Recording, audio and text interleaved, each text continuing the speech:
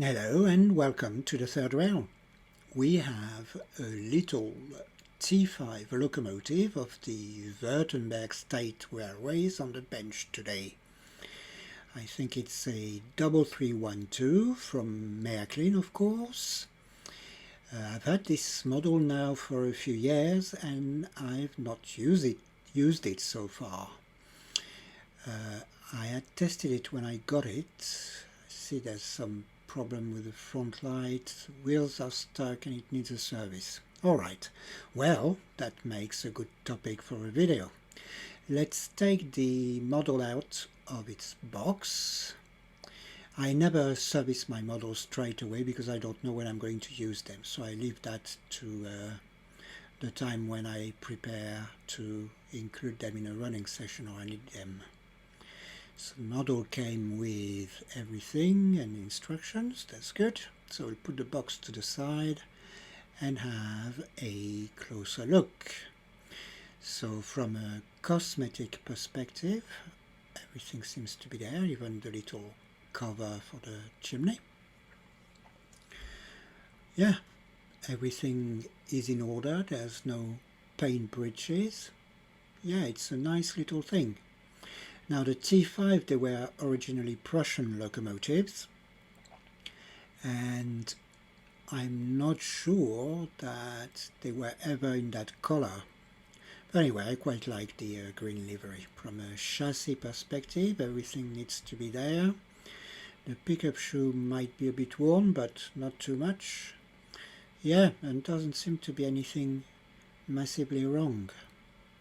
So we're going to give it a spin on the track just to double check whether anything else is amiss or wrong with it. So after railing it, I am going to give it a bit of power.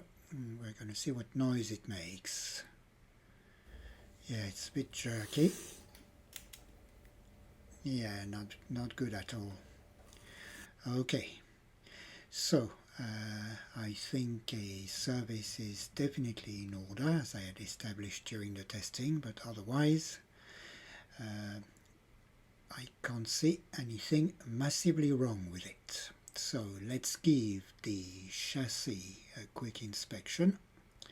We have the back wheel set, which is completely seized, the driving wheels are free, and the front wheel set is also completely seized. So that's at least two things to sort out. I think I'm going to have to change the pickup shoe, maybe it looks a bit worn. We'll see. I now need to have a peek inside to see if anything else needs addressing, and I'll do the service. So to get into this type of model, the screw is hidden in one of the domes under a plastic cap that simply lifts off. You just need to pull it, no need to go at it with a screwdriver. It would only damage it, and it's a bit difficult to find these days as a spare part. So fingers and pull upwards, that's enough. So that reveals the screw that's holding the body to the chassis, which can be loosened with a flathead screwdriver. Alright, so I'm fast forwarding, and that reveals a standard Märklin arrangement with this locomotive. The only difference is the electronic pre-reverser unit. But apart from that, it's all pretty standard. So I'm going to fast forward over the standard maintenance. You've seen me do that in other videos. So it's taking the motor out, cleaning it, cleaning the armature, removing all sorts of deposits, do a bit of greasing, checking that the wheels are moving freely. There's nothing between the teeth of the gears. and then reassembling in the opposite order. The whole thing took about 5 to 10 minutes, I'd say, not more. So all pretty uneventful and standard, apart from the fact that, as you can see, I managed to undo the reverser spring, which I had to reattach, but nothing else, and I was pretty soon ready for the next task. I could now divert my attention to freeing the seized axles. So I've tried the usual lubrication method, just applying a drop of oil to each accessible sides of the various axles, but unfortunately that didn't work at all, so I needed to adopt another strategy and take the trucks off. To remove the trucks, I need to access 2 screws on each side of the pickup shoe. I would normally have access like that, but I could damage the pickup shoe, so I decided to remove it to avoid damaging it. It's a single screw in the center of the pickup shoe, and if it's not over tightened like in this case, it's a very easy job to take it off. And I was soon ready to tackle the trucks. There I put the flathead screwdriver to good use again, so I loosened the retaining screws, turned the trucks over on their top side or underside, which revealed the axles in their full glory, and it was just a matter of applying a bit of oil, and then with a bit of gentle persuasions the wheels were soon free and moving again as if they just came out of the factory. Excellent! I was then ready to fit the trucks back on. When reassembling the trucks, they are numbered. They don't look different to me, but apparently they are. So truck number 1, which is printed on the inside of the truck, goes at the back of the locomotive, and truck number 2 goes at the front. You can see there's a little number 2 on the inside of the truck. If the coupling hook has dropped off, like here, you need to put it back with the leaf spring facing upwards, and it's just a matter of dropping the truck on top of it and reattaching the screw. All that's left to do after that, before reattaching the pickup shoe, is do a bit of lubrication, the usual drop of oil on the gears and on one side of the wheel set. There's no access on the gear side. And once that's done, and we can turn the wheels manually to distribute the fluids a bit, we can reattach the pickup shoe, and we're ready for a function test. And in this case, the function test was unsuccessful for me. I wondered what was going on. Had I forgotten to put the motor brushes back in? No, they were in. Yeah, not responsive at all. And after a minute of looking, I realized that I reattached the pickup shoe the wrong way. It's kind of a rookie mistake, but I had to film it, of course. Okay, so it's just a matter of unscrewing the pickup shoe and attaching it the right way round, and I was soon back in business and ready to try to do a function test again. And this time we had lift off. So the locomotive went forwards and backwards. It was a bit jittery going forward, but I thought it was due to the fact that I just lubricated the engine and that it probably needed a run-in around the layout for a few minutes. So I decided to proceed and reassemble the body, not forgetting the little rubber contraption that goes around the light bulb at the back of the engine. And then it's just a matter of dropping the body on the chassis and screwing it back on. So it was then time for function test number 2. First I did a quick forwards backwards type of thing just to make sure that the locomotive was operational. We still had a bit of jitter going forward, but nothing major. So it was time for a run-in. That was the usual 10 minutes in one direction, followed by 10 minutes in the other direction, during which the locomotive behaved as expected. So I packed it away, ready to take it out when I was ready a bit later on. A few weeks later, I used the locomotive in a video I was doing about a manual mode versus automatic mode on the layout. And I used that very locomotive in one of the examples. It's the tanker train that's currently moving. And as I was watching the footage, I noticed that the locomotive really didn't keep a constant speed going forward.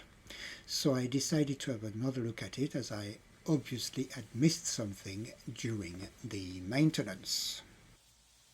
So I took the body off to have a closer look.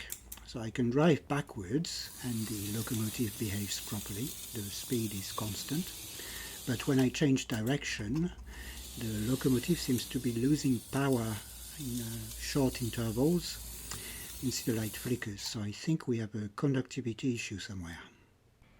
It's really bizarre, but I tried the obvious first, which was to change the motor brushes and replace the pickup shoe, which was a bit worn, but it didn't make any difference. As the problem is only occurring in one direction, I think it might be due to a fault in the wiring, either in the motor winding or in the connection from the winding to the reverser on the circuit that controls the forward direction. So I'm going to have a look at the solder joints first. And indeed, the one on the reverser looks a bit dry, but it's no different than a lot of other locomotives, but one never knows. As far as the motor winding is concerned, everything looks practically brand new, so I don't see why there should be a problem there. I'm going to reflow the solder joints and see what happens. So I reflowed the solder joint on the top of the reverser unit, at the back of the electronic reverser unit for the associated circuits. I also reflowed the solder joint for the wires coming from the motor winding, and it didn't make 1 ounce of a difference. The problem was still there.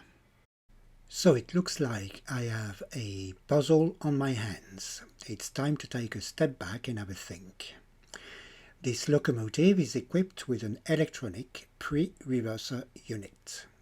This technology was introduced by Märklin to do away with the little jumps that occurred when reversing analog locomotives, and to allow the lighting to work at a much lower voltage.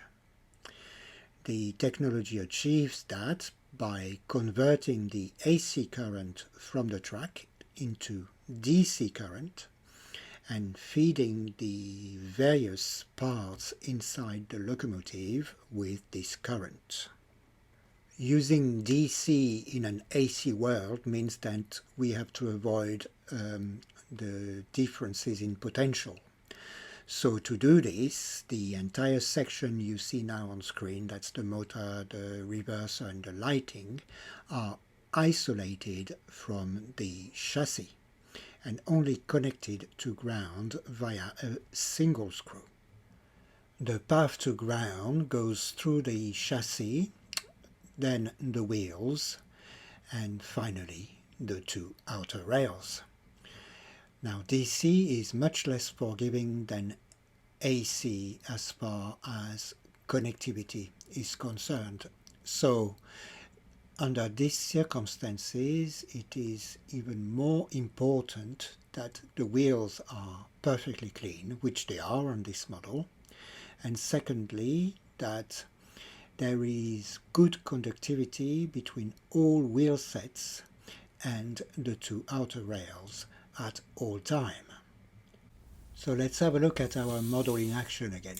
So when it goes backwards, it works perfectly fine. Yeah, but when it goes forward, we can see the light starts flickering. Now, what could cause an intermittent connection to ground? Well, the driving wheels, I think I can take out of the equation because they don't move much apart from revolving around their axles, but it's the same scenario going forwards or backwards. The trucks on both ends of the engine behave somewhat differently, as the trucks are meant to move from side to side. There are some leaf springs built inside them that are meant to press the trucks down on the track and allow the wheels to maintain connectivity.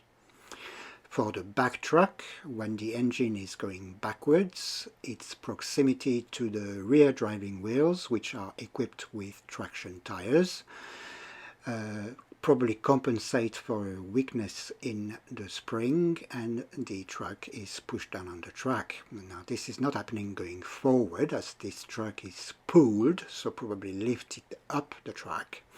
And the front truck always has a tendency to wobble more than the back truck on the steam engines. So I think I need to have a closer look at those springs. So I've taken one of the trucks off, and indeed if you look inside the truck there are two pads of bare metal on which the leaf spring attached to the coupling hook rests when everything is assembled properly. So that plays a role in conducting the current from the wheels through the metal truck into the coupling hook and then to the chassis of the locomotive. So I think I'm going to adjust the tension of the spring by lifting it a bit, and I'm going to clean up the pads, which I've done now in this shot. So I've lifted the spring and the pads are now clean. I'm going to do that on the other truck, and then I'll reassemble everything and I'll do another test to see if the situation improves. So we're going to try the locomotive now back on the track. So that's normal behavior. It was like that before. Let's try the other way around now. Perfect. So it looks like we've solved our problem. Excellent. So I'm going to put everything back together and I'll be ready for a running session. Now this type of problem is relatively infrequent on Märklin locomotives of that era. Normally you don't have that many ground contact issues. So I kind of forgot the rows of the truck here, but it refreshed my memory. So we're at the end of this video. I'd like to thank you very much for watching. I'm still surprised at how many people are so interested in the content of the channel that they subscribe and sometimes even give me a like or two. I find it very rewarding and it keeps me going. I'd like to thank you very much again for this, But for now, bye, and I hope to see you soon on the channel.